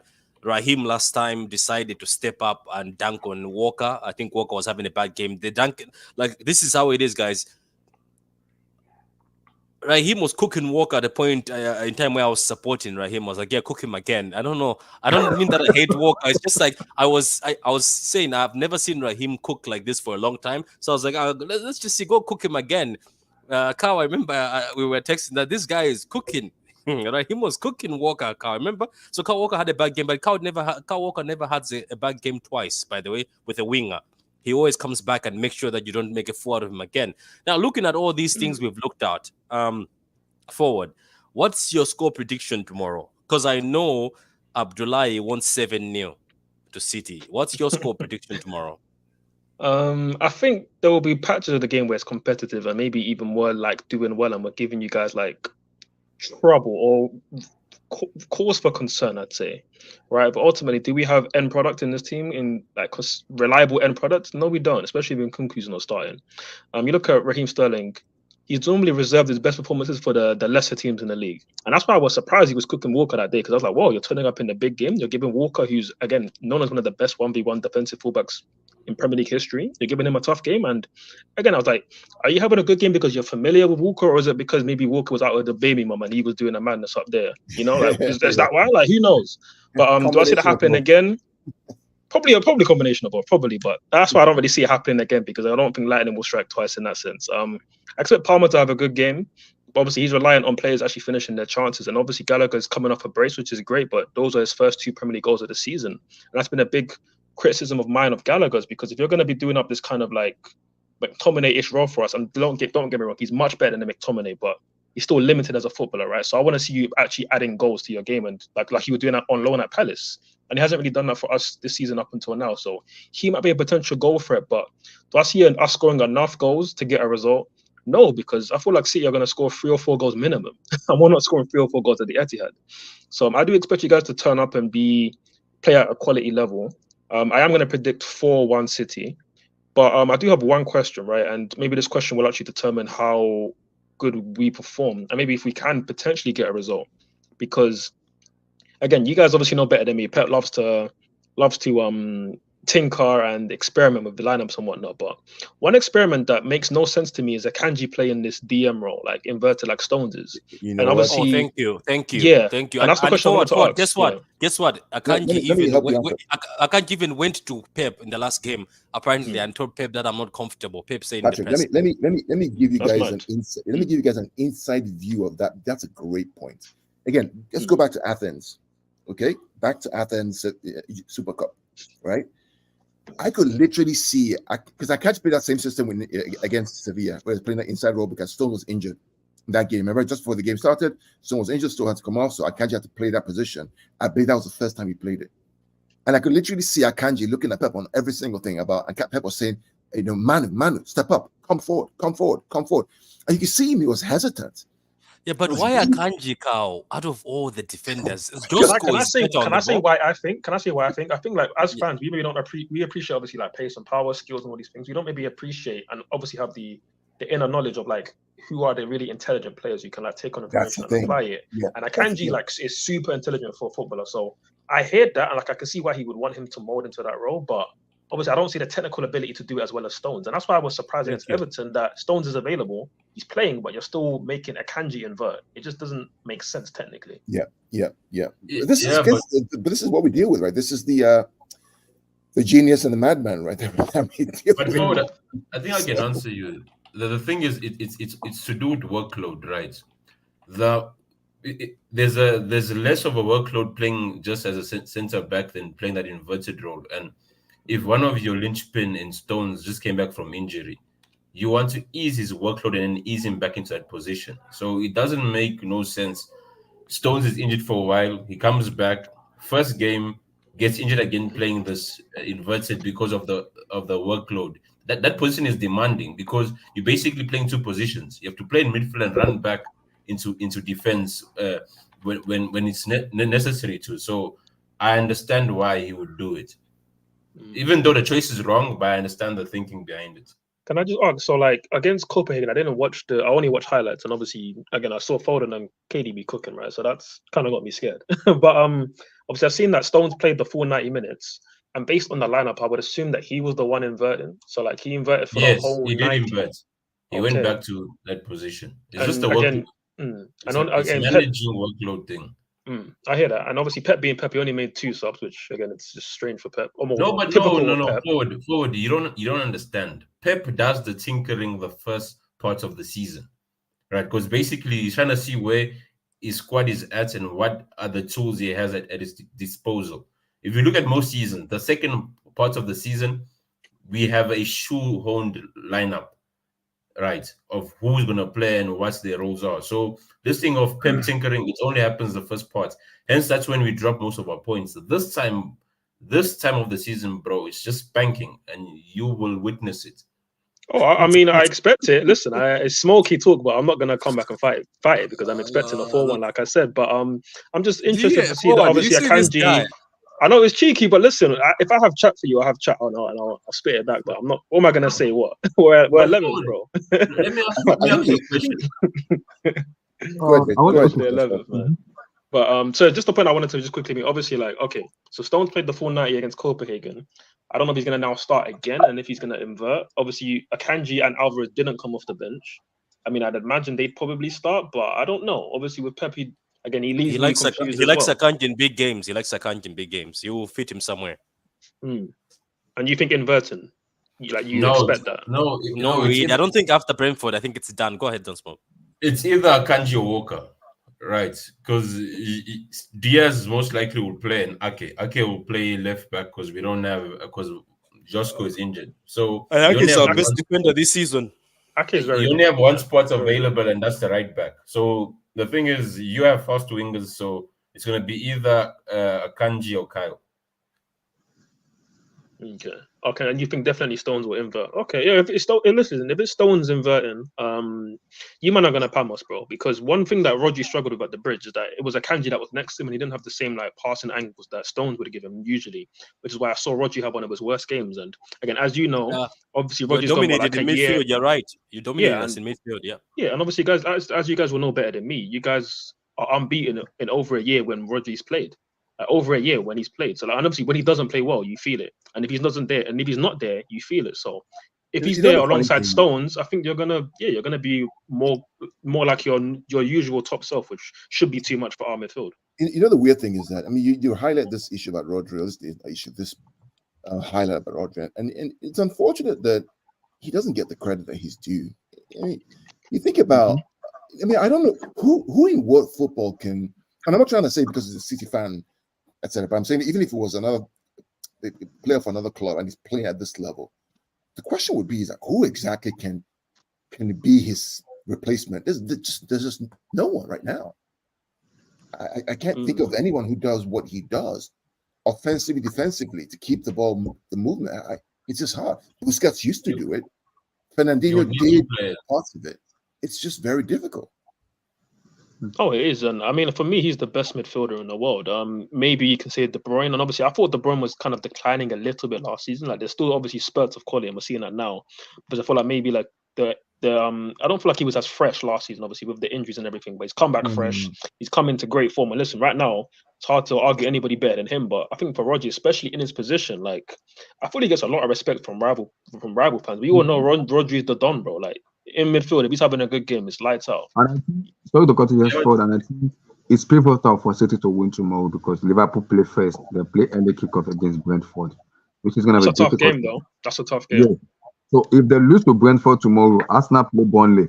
So Arsenal will easily beat Burnley because Burnley are not that good defensively. So it is pivotal for City to win against Chelsea tomorrow because if City drop points against us tomorrow, it's going to be difficult because Pep will sack his player because he knows if Liverpool lose at Brentford, he knows I'm not going to worry too much in Arsenal. So I know if I just win like 3, 4 matches, 5 matches, I will be fine. So he will sack his player before the players, and that's what's going to even make me happy because I'm saying I want a spanking tomorrow from minute 1 to minute 90, whatever they want to give us. I want a spanking.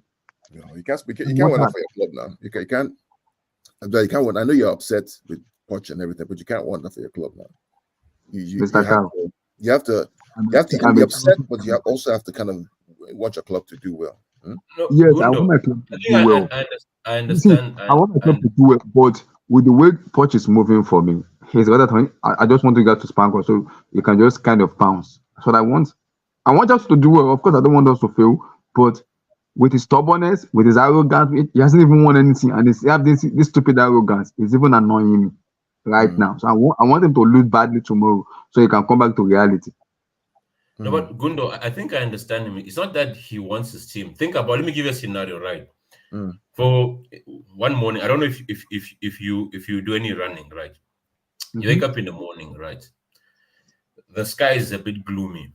You decide to go for a run, and halfway through your run, you see the clouds are opening up.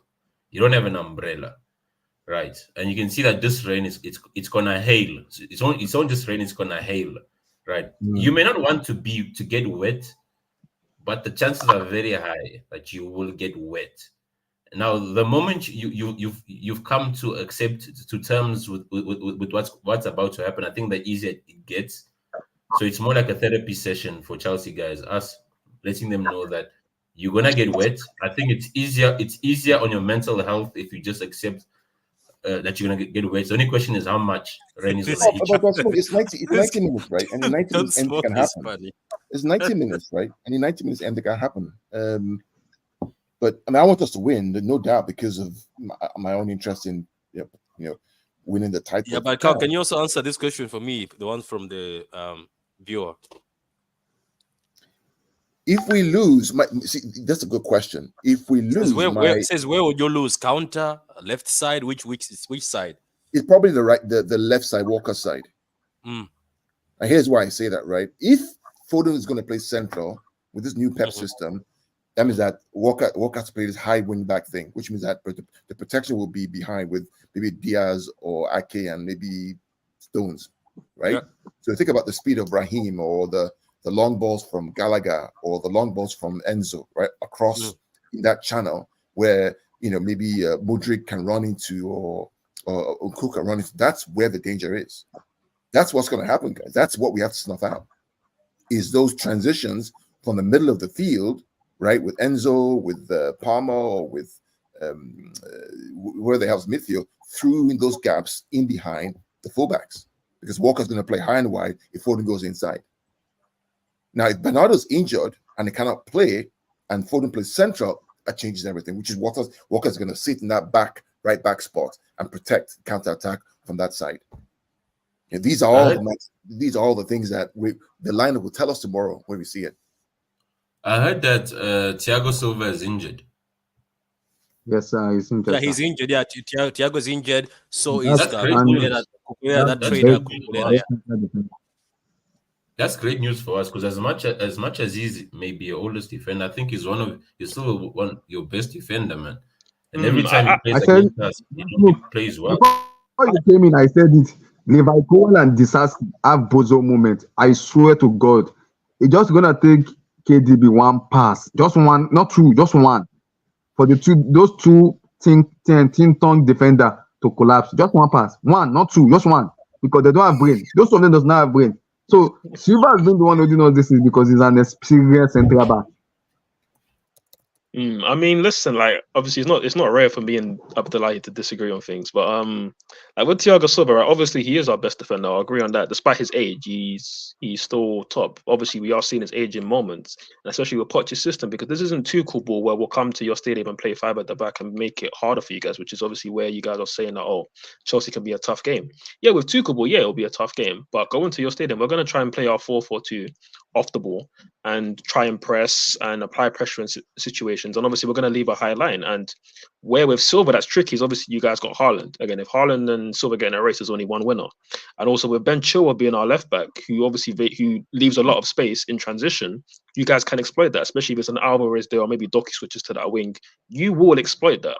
So that's why it's good to have someone like Levi Cole who has more recovery pace, more mobility than a Thiago Silva to cover those spaces, because no doubt those spaces will arise in the game. Again, we saw at Anfield, Conor Bradley, again, a flipping 17-year-old kid, was absolutely cooking our left-hand side.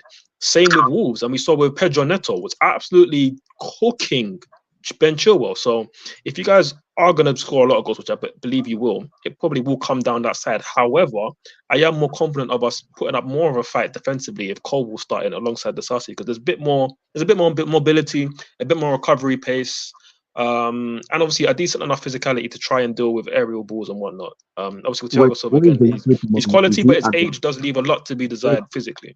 Is Taylor the referee tomorrow? Because that man can kind of annoy me. Is he the referee tomorrow? I have not checked because I'm expecting to lose regardless, bro. Like, Man City don't need referees to beat us, bro. Like, let's be real, bro. I don't trust his referees, man. I don't trust his referees, man. If it's 0-0 and it's late, I don't trust these guys, man. We know what's going on. I don't. This referee, they have bozo moment in there, and with the way Palmer is talking, he wants to prove a point. If it is Antonio Taylor tomorrow, I can expect a penalty or a red card tomorrow. That one is possible. Let me just be clear. Obviously, like if you look perform how you did against Everton, we will probably get something out of the game because you were very poor and lackluster and slow in possession against Everton. So if you play like that, then there's a chance we could get something for sure. But I don't know. Maybe it's me being defeatist or anything, and all of that. But like, I'm expecting you guys to turn up because you guys know it's a big game. You guys are very ready before bad twice in a row in the Premier League, so you will turn up. You need to understand something very clearly. Liverpool play early tomorrow. That is pivotal for Manchester City. Arsenal play after Liverpool. If those two teams lose tomorrow, it's over for us. One. If one of them lose tomorrow and Arsenal go above Man City, and the Pep man I know is a psychopath. It does not want to drop any point until the season finish. I know Pep very well. He wants to tomorrow. If one of Liverpool or Arsenal drop points, I swear to God, we'll have a bloodshed tomorrow. Yeah, but I don't think that matters though. Like Pep understands this time of season, bro. Like they're always trying to win games regardless, even if whether teams win or lose around them. So they're gonna be like locked in to perform regardless, bro. Which is why I see them putting up a big performance, and we're gonna need something at a similar level to match him. And I just don't know if we have that, especially given how Poch is gonna set us up at Etihad. Etihad again. I don't call it Etihad as a joke, bro. It's literally Etihad, bro. Like the way you man smoked Bayern Munich, Real Madrid, Arsenal, Liverpool last calendar year at that stadium was crazy, bro. So it's going to take something massive from us. The Madrid smoking, I think that's what I've never seen. Okay, I'll go to Kevin in a few minutes. Let me just answer another question. Who starts for Silva? Silva might be assessed. I think he's going to start. If not, maybe Nunes will step in, or Kovacic, the double agent, as we call him. Thiago can't make standing tackles anymore. He has to slide tackle to everything. Every team plays a high line, and Silva doesn't allow that at his age. It's time to move on. Daniel says, big up everybody. Big up to you, Daniel. Coel and Disasi will start. Okay. I had some chicken and rice today. I know you did, but no, you are a liar. Look at that. Your membership badge is gone. You lie. You fraud. Anyway, you guys will cook Ben Chilwell. Marco Gusto is solid on the right. Yeah, apparently Chilwell is feed. Everybody he's been playing the last 3-4 games. No, he's not. He's not good. We did this last time. I remember Riyad Mahrez and Silva targeted Chilwell. Remember? Forward and Abdullahi. I think Mahrez and Silva targeted Chilwell. See, Patrick, that is why I was annoyed giving James a captain and assistant captain with Ben Chilwell, because both of them are Hospital FC. And that is, I'm like, those two players will not give you consistency. James in Chelsea, in 300 and something matches, he has only played 5 matches for 90 minutes. In 375 appearances for Chelsea, he only played 5. And you are giving him a captain in Chelsea Football Club. Poch needs to explain that decision. He needs to come out to the whole entire fan base and explain to us. Because James is not available.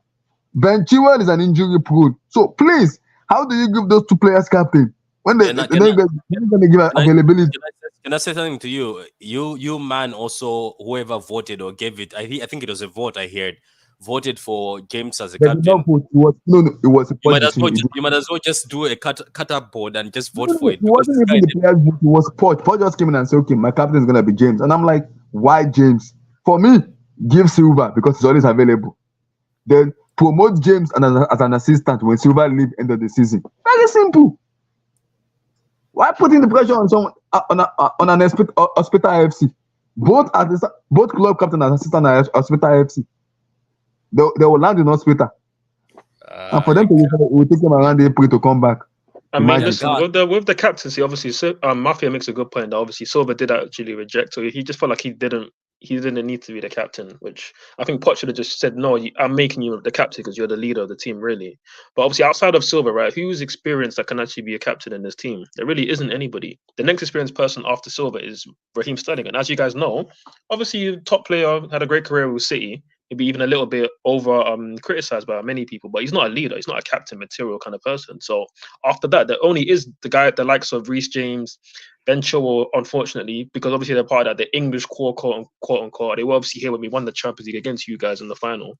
And they were obviously top players then, but obviously the injuries have destroyed both of them, especially Chilwell. Chilwell was not even half the player he was before the injury. Like, so there weren't many options. Again, this is obviously why. Again, it's a wider issue. So what's Which I'm your not going to score get prediction? Because you still didn't give me a score prediction. You ran away from it forward. Me, no, I told you 4-1 City. And that's if we even score a goal. It'll probably be a penalty from Palmer.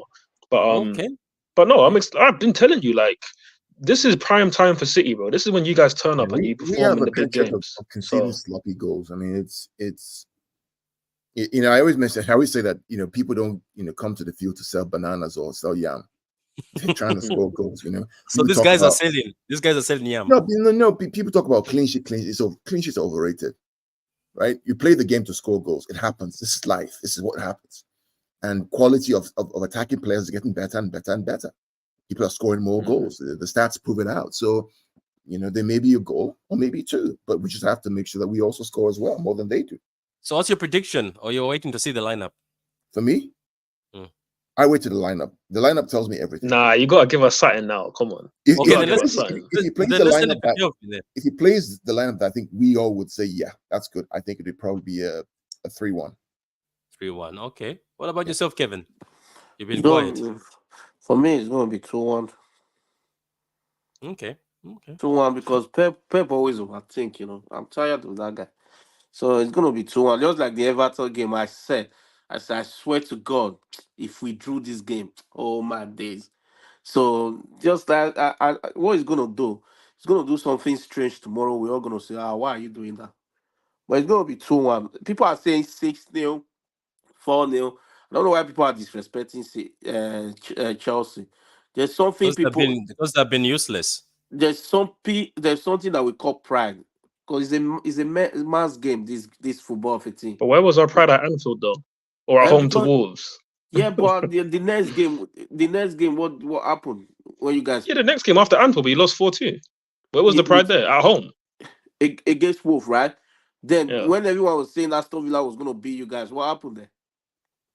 I actually expected us to do well because Aston Villa are also in really poor form, by the way. And then obviously, and so again, listen, we obviously got the result. I'm not going to take it away from the Poch and the boys. Aston Villa is way better than Wolves. True. Actually, not really form-wise. Villa are in really bad form again. They lost at home to United, and then again, if you're losing at home to United right now, you are not a good team. Yeah, but and then obviously we followed that up with them beating Palace. Against United, they battered United. Against you guys battered them. That's the difference. That is true, and I hear that. And I mean, listen, even after that, we did follow up with a win, which was good. Although, again, it's a Palace side without Eze and Elise. So they're not the same quality. Right? You just watch against Chelsea tomorrow. Everyone will be surprised at why is Chelsea so good at defending. It's going to be 2-0, 2-1, or 1-0.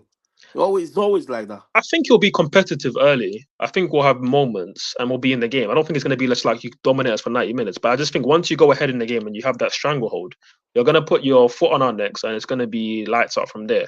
And people forget, listen, obviously, they want to say, Chelsea, you have had a good record against City. Not of late. Since we obviously won the final against you guys in the Champions League, you won every single league game against us. I think 5 or 6, including some cup games as well, up until the game earlier in the season. You have a really good run against us since that final. Yeah, this is what I wanted to say. I wanted to say that if let me just say Bernardo Silva is being assessed.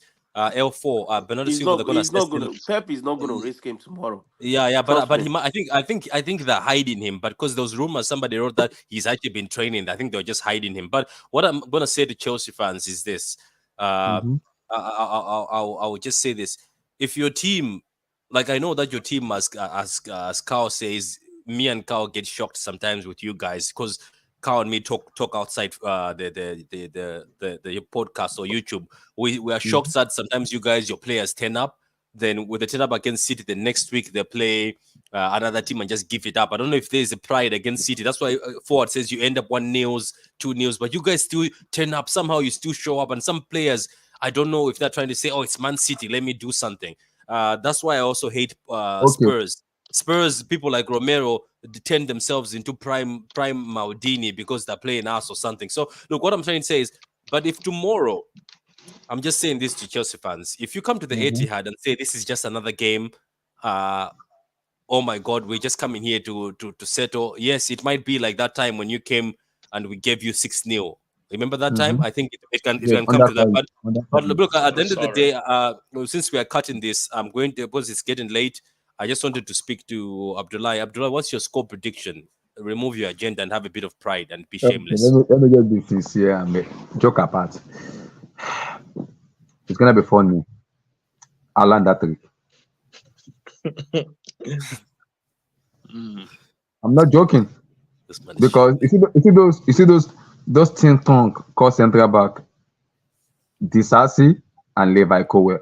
They have a bozo moment. I don't trust them at all. That's why I'm clamoring for Thiago Silva, because I know what Silva offers us. In as much as he's old, that guy has an experience where he can coordinate that. You see those two of them, those two, they have a bozo moment. And when you have bozo moment with Haaland and KDB, it's gonna just take one pass, it's game over. One pass is game over.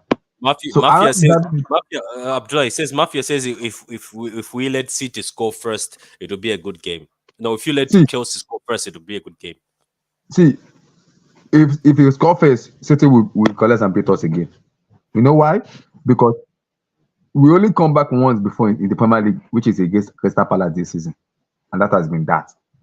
So if City, I keep telling people, Liverpool match tomorrow and Arsenal match tomorrow is pivotal for City, and it's pivotal for Pep. Pep knows if Liverpool lose if they lose against Brentford without Alisson Becker tomorrow, is out. Is out. If they lose tomorrow and somehow Burnley beat Arsenal tomorrow, I can guarantee you, or one of them lose, or one of them do. What happened to him? Alisson out tomorrow. Is out. He has an hamstring injury. How long is he out for? According to the report, I think a month or two, something like that. They're saying it's serious. I don't want to assess him, but Alisson is out. It's going to be the kid out, from now on. It might be, I think, a month or two, something like that. Wow. Yeah. So if one of them lose tomorrow for me, we are coming to Etihad. I know who Pep is. Pep is going to tell his player, guys. And you know what, Abdullah, you've just reminded me. And Carl, guess who's back for Brentford? Tony. No, not Tony. Mboma. Oh. Mboma, what? Yeah. So the partnership is back. Yeah. They'll be cooking. You see, Wissa also is back tomorrow. He's also back from Africa Cup of Nations too. So all these teams that you're talking, they all show up for City, but when they play all these other things, they just no, Carl, Brentford away. No, They Brentford also hate show up Liverpool. for They show up for Liverpool, Liverpool. They do. Oh. Liverpool have never won there in the Premier League. They've never beat Brentford away. Okay. Yeah. Yeah, but even when Brentford and Liverpool play, if you guys watch them, it's like fights. They really play Liverpool. They give them Carl, give they them hate problem. Liverpool somehow away. Tony and these guys, they hate They Liverpool. give them problem. And 12:30 so that's kickoff as well. Tomorrow's match is pivotal for Pep Guardiola, because he knows he's gonna watch it and he's gonna tell his player, guys, one of our rivals have already dropped points. You have to go tomorrow's match and dismantle Chelsea. I don't care. Just dismantle them and be top. Because Pep knows, dismantle Chelsea, the title is ours. That's it. No. Let me tell you something. At the end of the day, what I'm expecting is, even if Chelsea score 2-0, I'm expecting him to go in that dressing room and tell these guys, because it's at home. I think Forward was right that it's the fact it's at home. So I think there will be the City team will be like, these are the guys who we beat them 4-3 and last minute they equalize. So it's as if it's beef. It's the same thing as Forward and Abdullah can remember Spurs, what Spurs did to us, what you guys did to us. Remember, Spurs came to the Etihad, we were winning 3-2 and last minute Spurs scored. When City went to Spurs away, I was shocked. It was professional. They went there, it was serious business. It was not messing about. So the other thing about it is, I think the time when you guys played City, Pep was still playing around. I think he was messing about. He had Alvarez in midfield. He had I don't like listening to Pochettino's pre-match or post-match or press conference, because he annoys. Whenever I listen to it, I just want to sleep because he annoys me. This guy hates Pochettino. He said he He's wants to got go so all much out. hate in his heart for Poch, man. It's not hate. It's not hate. I just want him out of my club. This Very guy simple. hates Pochettino. I've never seen somebody hate a manager this much. See, I just Well, I want him mean, out of my he hated Lampard a lot, to be fair. He also Keith, hated remember Potter. those He also days? hated Potter. He also hated Potter. Just Listen, cook I for feel like he Lampard. just hates all our managers, man. It just is what it It's not is. forward is not hate just because Pochettino doesn't resonate for me as a fan base. So I'm like, I can back this man. Mm. Like, yeah, see, Nah, he says a Potter, lot. He says a lot of stupid things. I agree. A as lot of bad stupid as things. Potter is, Potter isn't even play good football than Pochettino, despite us finishing 12 last season. Because you have this kind of caliber of player, you can't use them. The way he's misprofiling this player is annoying to me. Poch is experienced, and he's misprofiling. All they have to do is injuries. Stop giving injuries as an excuse, please. It annoys me, and the amount of backing this ownership and what is even pissing me off. I'm like, Caicedo, Enzo, and these players are not terrible players. For goodness sake, they are not horrendous players. These players are good. They can play ball. They can play football. They are not bad. Mm. So you are making Listen, this player look bad. Listen, I've got to go now, but I just want to quickly just say, obviously, again, thank you for having me on the show. This No, I this stream has appreciate been great. So, like, obviously, anytime you want to do another game or anything, even just if it's just related football related, right? Because again, I'm a football fan, not just a Chelsea fan. I'm a football fan, and Oh no, there's we a do a lot lot of of football. we have a lot of content. We're also going to do one Mm. on Sunday if you're available. We're doing if City are gonna win the treble, so you can come Okay. in and Terrible. Okay, Relax. no, it'll be good to be there. But again, obviously, I got a lot of love and support for you, bro. So big you up all the time, anyways. Again, one last thing I'll say maybe before the Sunday preview or the Sunday show about if City will win the treble. I just want to say to you, everybody watching and listening right now, City, you have to win the league. You have to win the league, and you know what City you have to do? City, you have to finish the story. You Please. have to finish your story, and you have to stop Arsenal and Liverpool from winning the league. We're gonna try, buddy. We're gonna try. We're gonna Finish try. your story. But now, big up everybody, man. Big up. yeah, there's a question here, Carl. But before we close up, it says, "Who do you think drops out the title race first? Liverpool with their injuries or Arsenal with their border job?" I think Arsenal. And the reason is because I'll tell you why. Because the reason I believe is Arsenal is because Liverpool, for me, they might have a bad game. They'll find a way to win. It's Liverpool. They've been in this situation before. Arsenal have not been in this situation. And the way the media is putting this Arsenal into place to make me laugh. Because one, Arteta for me is not even a good manager that can galvanize them to win the league. That's number one. And number two, their players plays with emotions, which for me might cost them the league. For me, so I don't see them winning. They still have to play at Man City at the Etihad. They have to travel to Old Trafford to play Old Trafford. Newcastle are coming to the Emirates Stadium. I don't those matches. I see them dropping points in those matches for me. I don't see them winning. So for me, they will be the one to drop ahead of Liverpool for me. I mean, right now, the Liverpool have the points, right? So, and they've been there before. And if you ask me which of the two I'm concerned about, it's always going to be Liverpool. Yeah, Liverpool. You've always said Liverpool is the one you take serious, and you said if Liverpool were in the Champions League last season, you could have and reached later stages. You said you would have been more afraid. Yeah, definitely. If Liverpool were used to last season, it'd be more challenge for us, right? Because I think they get through many of those. Even though we had the toughest side. I mean, we had to play Bayern Munich and Real Madrid game after, within 4 games. That's Didn't we even play PSG?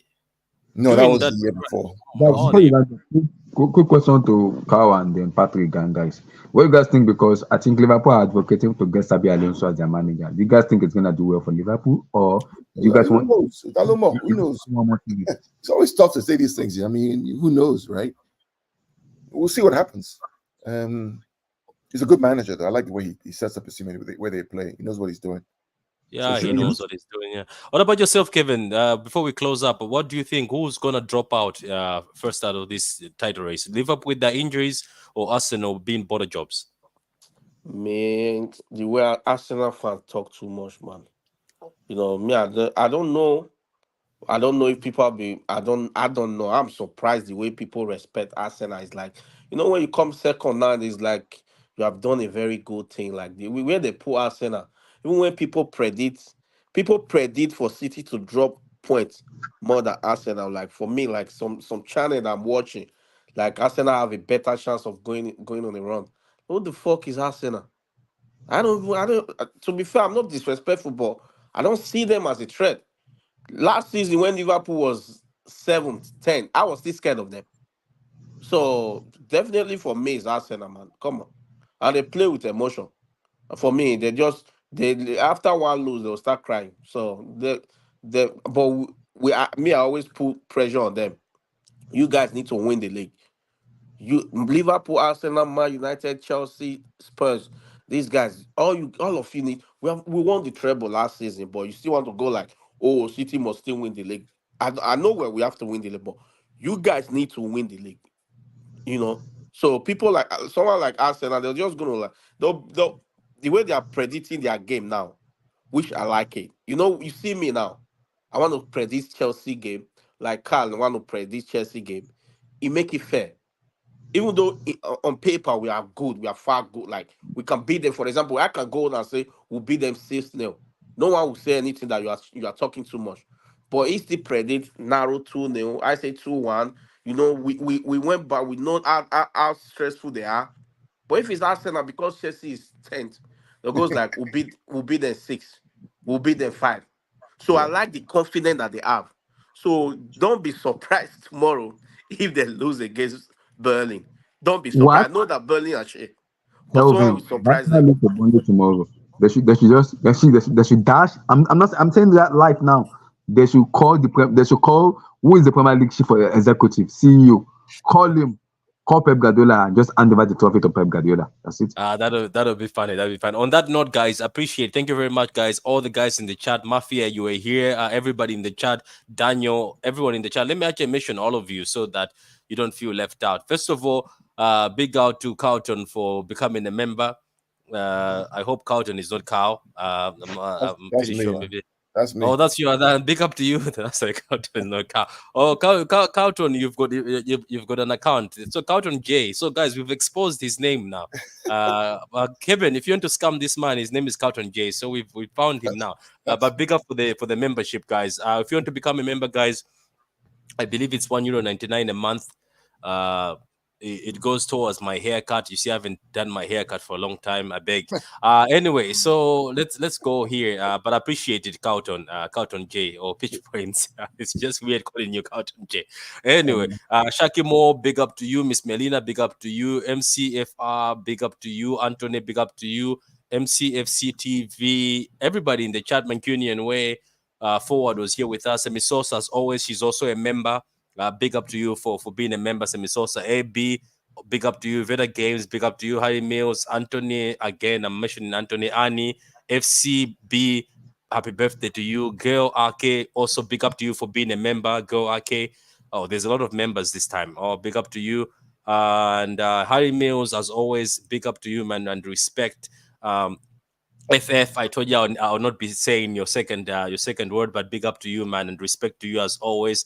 Mafia, CAA Mafia, big up to you. LH, big up to you. Don't Smoke, big up to you. I know you had to leave, but big up to you. Ghana, FR, big up to you. I don't think I missed anybody. I think that's everybody. Veda Games, big up to you. And David also, big up to you. Guys, good night. Don't forget tomorrow, Patrick. The show tomorrow. If those are guys, watching. tomorrow at 9 or 10 o'clock. I don't know what time. I'm gonna set up with Carl again. We're going to do a show. It's called "How Man City Developed the Youth into Elite Players." We've done a case study. It's well prepared. If you want to come and learn how coaching is done at City, how things are done, we will do the show tomorrow. Join us. But guys, go subscribe to Abdullah's channel. Abdullah, would you like to tell people where they can find you? Yeah, you can find me on Twitter, the Blue Studio One. It's the same thing with my YouTube. But like, I want to make a news because I've already said it on my show. Soon we're gonna be moving to a new YouTube channel because I have a problem with YouTube in terms of some of the shows. So I'm changing the name a little bit, but it's gonna be the same name. I'm just gonna add a little bit of stuff to it. It's gonna be the same thing. The name is not gonna change. It's gonna be just maybe add a little bit of stuff to it. So possibly next month it will be ready. So I'm gonna make an official announcement on the TL maybe end of this month or early next month, but it will be ready. Hopefully, we are moving to a new channel, new design, new everything. Everything's gonna be ready. Okay, thank you very, very much. And also go subscribe to Pitch Points. You can also find me on Pitchmo. It's myself and Carl. The channels are always streaming together, so go subscribe there. Guys, thank you very much. Have a great night. Enjoy your weekend. We'll see you tomorrow when we are doing the match reaction, and also when we are doing the how City develop the youth. Guys, come for this how City develop the youth into elite players, because we've really worked on it, and Carl has done studying and is going to show you how to do it. Because most times on this channel, we don't only talk about previews and reactions, we also try to talk and educate sometimes, or sometimes learn from people. So guys, come through and we're gonna learn together. Thank you very much, guys. Have a great night. Like the vid, subscribe if you're new. As I said, it's the road to 3K right now. We're on 2,270. Thank you very much, everybody, for the support.